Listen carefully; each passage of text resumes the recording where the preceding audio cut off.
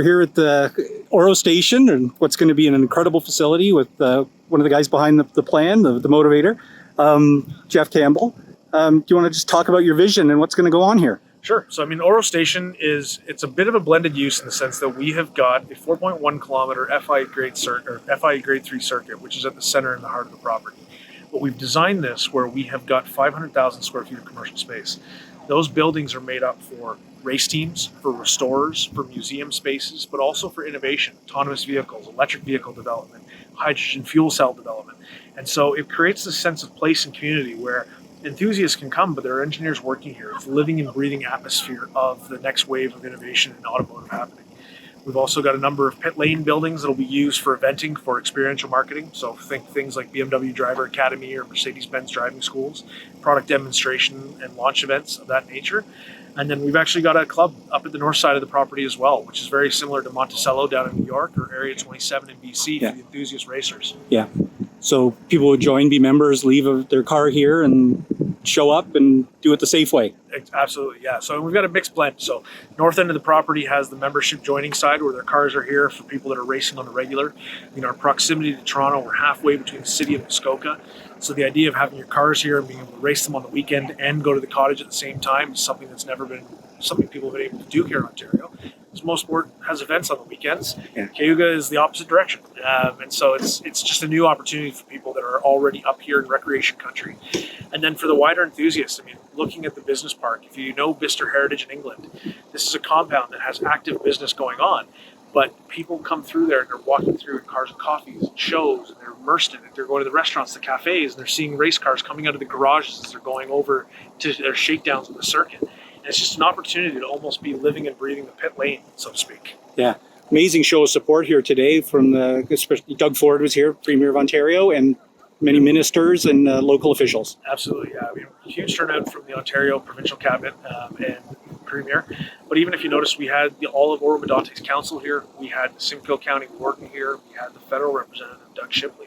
And I think it's something really unique that it's pretty rare that people hear of a motorsport facility opening up that has the support of all four levels of government. And the fact that we've had that kind of representation and support behind us is fantastic. Like our business, motorsports, and more often than not, we're writing or covering facilities closing. Yes. So the fact that you got all these people lined up to make something happen like this, it's pretty unique and special. Yeah, and I think a big thing that was different about this was about the integration with the business park. There's not too many motorsport facilities that do that because of their proximity to urban environments. They're not usually close enough to an employment base.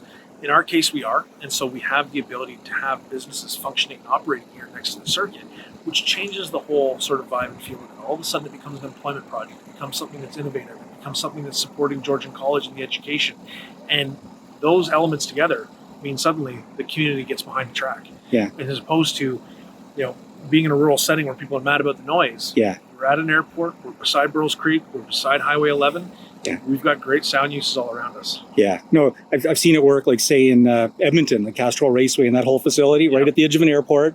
You don't have the NIMBY factor and, the sound considerations. Like people know where they live and what's going on there. Yeah. Well, I think one of the important things in development is about getting complementary uses located near one another. Yeah. If you tried to put, a concert venue next to residential, you have oil and water. But in this case, we got planes, we got cars. It's oil and oil. Yeah. Just heard you briefly tell someone else the timeline. Like you got some amazing machines here. Yeah. And they're going to start getting busy soon, I hear. Yeah. So we now have our site alteration permit. So we're starting to clear the topsoil. We're bringing in engineered fill. We're getting ready to actually clear the path of the circuit. So we're working on our finalized grading for some of that so we can actually cut the route. Next year, we'll come back and doing the granulars, doing the drainage systems, doing the underground fiber optic, the barrier systems, with the plan in 2021 to put our binder course of asphalt down. At that point, we'll let it settle for the winter. We'll make sure we got no stress, no issues with it in terms of settlement. In 2022, we'll put our FC1 racing tarmac down, and at that point, the circuit's ready for operation. Building-wise, we're looking at starting footings next summer, closing them in over the winter. So the first, say, 60, 70,000 square feet of buildings will be up in 2022 when we're paving, and then we continue to build out over a couple of years to get to our full 700,000 square feet of space. Okay. In terms of motorsports background or a passion for it, you must have it. How'd you get it? I do. I mean, I wanted to be a racer since I was a kid. Begged my parents desperately to let me get into it. I grew up 10 minutes from Goodwood Cartways, and we had farms, we had a cottage, we had work to do in the summer. So the closest I got to racing was shifting my dad's Kubota tractor, which didn't go over well. Yep. But it just wasn't something that we got the chance to do. And but we grew up around classic cars. We grew up watching racing. From 3 years old, I was in the pits of the Honda Indy, which then was the Molson Indy. And it was just something that I was always so passionate about. And I had made the decision that, I'll use my background in construction and development to one day become a gentleman driver. But in this case, I found this unique opportunity that was an intersection between my development experience, my passion for motorsports, blended the two of them together. And I consider myself so fortunate to be able to found this site, found this project, found the support that we've had from the community, and now be building it. No, it really was impressive today to see the way you did it. And you can tell first class. Thank you. We all look forward to seeing it come to life. Thanks. If I know it looks first class. Yeah. This is just a big melee that comes together right at the 11th hour to make it all look this good. But, to put down like the pad that's out here. And, yeah. Well, we were so excited to get the EV Muscle Mustang, that award-winning electric conversion. Such a cool car. They were at he was at our Motorama show. Oh, was he? Which was chaotic this year, because we were open 2 days and got shut down as COVID was happening. Yeah. But he won an award there. Well, there's a Motorama down in Detroit too, right? Autorama. Autorama. That's my uncle had his on display there. Okay. 57. Yeah.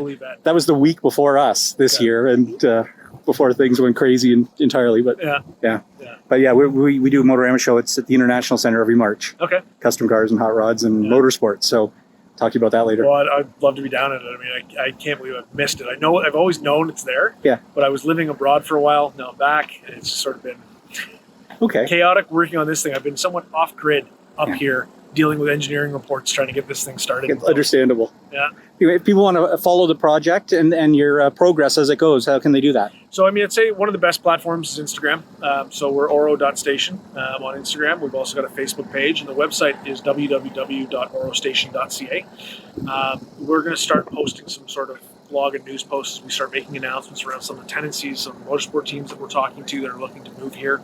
But over the next 12 months, there's going to be some really exciting announcements and partnerships here. Okay. And it's funny, one of the guys who writes for us, I heard you mention his name a little earlier, Larry Holt. Multimatic. Are you trying to woo him? No, I'm not trying too hard. I mean, I think if Multimatic's interested, they'll be here. I've met Larry a few times. One of my brothers used to work at Multimatic, and so I've been following the work they've been doing for years. Yeah. I'd love to see them up here. He would be fun up here. Like whenever I go to his place, it's I call him Willy Wonka of cars. Yeah, no kidding. Like you can never believe what they've got going on in there. So they'd be perfectly suited for this type of thing. I was actually down there last year. One of our cars was in there, and I got a chance to see some of the stuff they're working on.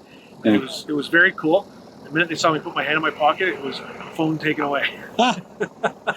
Yeah, we were there one time for when he did a one-off car, that Democross. It was a supercar he built for a guy, like off of the napkin sketch. And then it's like, oh, over here, what are you doing? Oh, the Aston Martins are building all the 177s. Yeah, it's crazy. Internationally, Canada has been so reserved in terms of the work that we've been doing, whether it be in supercars, whether it be in motorsports. Like, if you even look at the number of motorsport teams that are based out of Toronto, but you don't see them racing here. They're racing all throughout the U.S. They're racing in IMSA, but they're all here. Like, the amount of skill set, the amount of passionate people we have in motorsports here is amazing. And so it's cool to finally have something in our backyard. Yeah. Well, it does get lost, especially with the media centered in Toronto and the focus on other sports. But you leave the city a little bit, and everyone knows somebody's into racing and cars. I'll give you an example. The farmer who was doing soybeans here on this property was talking to me the one day, and he said, "Oh, I hear you were doing motorsports. You should come by the farm and check out my collection." And I sort of expected, maybe a couple pickup trucks, maybe an old tractor. There were International Scouts, GTO Judge, Superbirds, and they're all hiding in a barn, and he's a local farmer in Oro-Medonte. Yeah. And it's just very cool. Like, the passion runs deep here in Ontario. I did that one time. There was a gentleman, we were down at the PRI show in Indianapolis. We had a booth, and this guy wanders by, and he turns out he's related, I guess, the Batemans. Oh, yeah. Like they got the shops along. Across the way. Yeah, not too far. Yeah. And he had a salt flats car, Oh, cool. Yeah, it's like, what? Where is it? Oh, yeah, I'll bring it to your show. Like, he brought that down to Toronto. Yeah, it's just amazing, the stuff that's hiding everywhere. Yeah. So it's, it's been, it's like, when I started this, the impetus was really my passion, and I knew it was out there. But now seeing it in more, the more people that are coming out of the woodwork, the more racing teams, the more innovators. Like I had a phone call from somebody the other day who's electric conversions on classic cars, wanting to open a business up here. It's just so cool to see how deep that passion runs. Yeah. In Ontario. No, fantastic. We're all excited to see it come to life. Yeah, thanks. Okay, thanks so much, Jeff. Appreciate it.